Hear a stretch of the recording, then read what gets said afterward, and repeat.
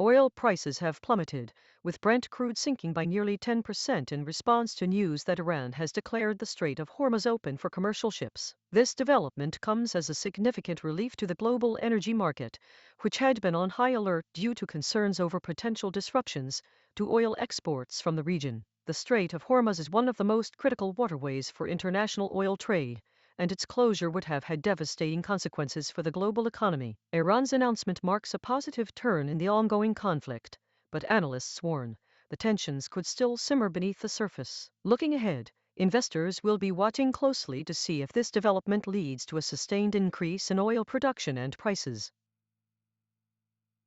In Johannesburg, South Africa, Bellarmine Mugabe, son of former Zimbabwean President Robert Mugabe, has pleaded guilty to pointing a gun at a 23-year-old man who was shot at his home in February. The incident occurred when the victim entered Mugabe's residence without permission, prompting the younger Mugabe to brandish a firearm. This case highlights the complexities of inheritance and legacy, as Bellarmine Mugabe faces consequences for actions taken by his father during his presidency. Robert Mugabe's authoritarian rule and human rights abuses have had lasting impacts on Zimbabwe and its people. The fact that his son is now facing charges related to gun possession underscores the need for accountability and responsible leadership. Looking ahead, it will be interesting to see how South Africa's justice system addresses the issue of inherited privilege and the consequences of past actions.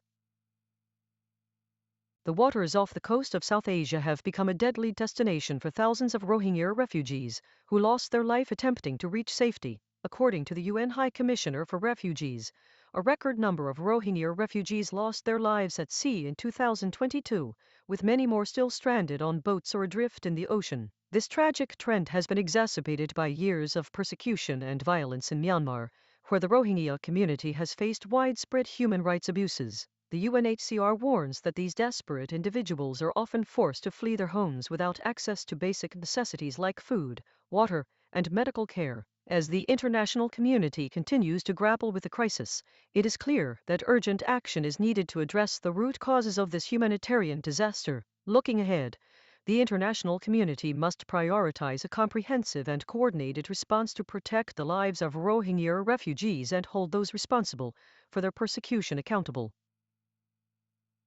The town of Tibnan, southern Lebanon, has been left reeling after a devastating strike on its sole functioning hospital. The hospital, which provides critical medical care to the local population, was targeted by Israeli forces in recent days, leaving it severely damaged and unable to operate. The hospital's destruction is a stark reminder of the ongoing conflict in the region and its impact on civilians. With no other functioning hospitals nearby, the damage has left many residents without access to basic medical care. This development raises serious concerns about the humanitarian situation in southern Lebanon and the ability of local healthcare systems to cope with the consequences of violence. Looking ahead, international organizations and aid groups will likely be closely monitoring the situation in Tibnan and southern Lebanon as they seek to provide assistance to those affected by the hospital's destruction and ensure that medical care continues to reach those who need it most.